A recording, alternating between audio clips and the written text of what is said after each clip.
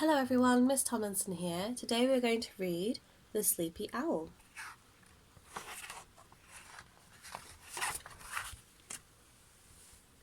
Little Owl lived deep in the woods. All day long she perched on a branch, sound asleep. Each evening as daylight faded, she woke up. She did not find getting up easy. She was a bit of a sleepyhead. Are you sometimes a sleepyhead?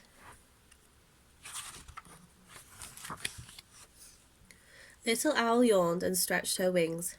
"Good evening, everyone," she said, but there was no one around. "I wish I had woken up earlier. The other owls have all gone and I have no one to play with." Little Owl spread her wings and flew off into the night sky.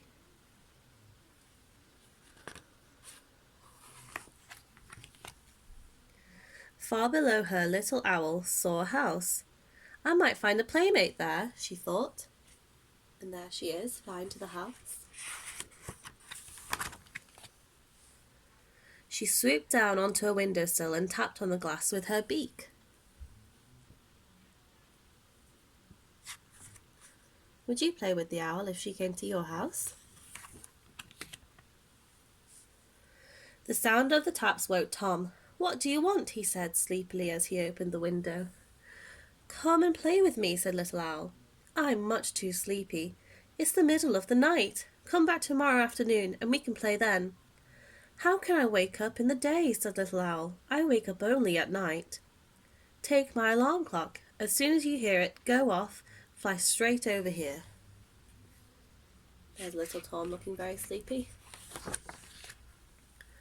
Little Owl wondered how the metal contraption would help her, but she picked it up in her claws and flew home.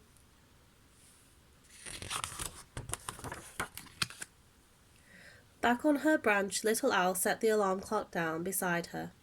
By now it was day, so she soon fell asleep.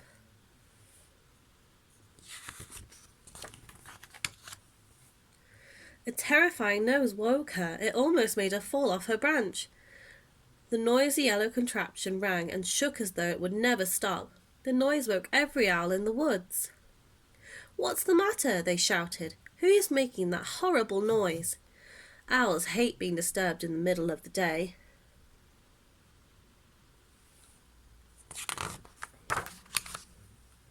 Little Owl tried to stretch her wings, but she was too tired, and the sunlight hurt her eyes. Great tears fell down onto her feathers. Her aunt tried to comfort her. "Don't cry," she said. "If you get up in time tonight, you can play with us."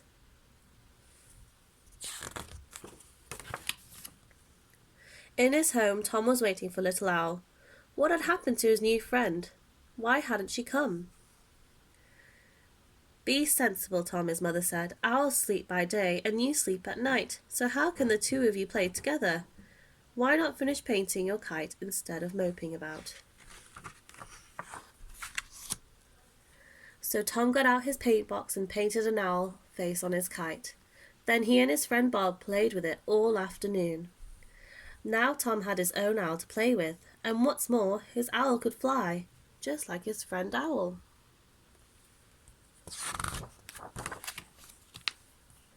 That evening Little Owl woke up earlier and got up quicker than ever before. She had to take the alarm clock back to Tom. Near his house she found the two boys flying the kite. She saw the picture of herself that Tom had painted on it. "How nice!" "Time for bed," Tom's mother called. Tom waved to Little Owl as she flew away. "He is still my friend, even though we can't play together," thought Little Owl. And back home in the woods, all the owls were awake and waiting to play with her. Thank you for joining me today, and I hope you enjoyed the story, The Sleepy Owl.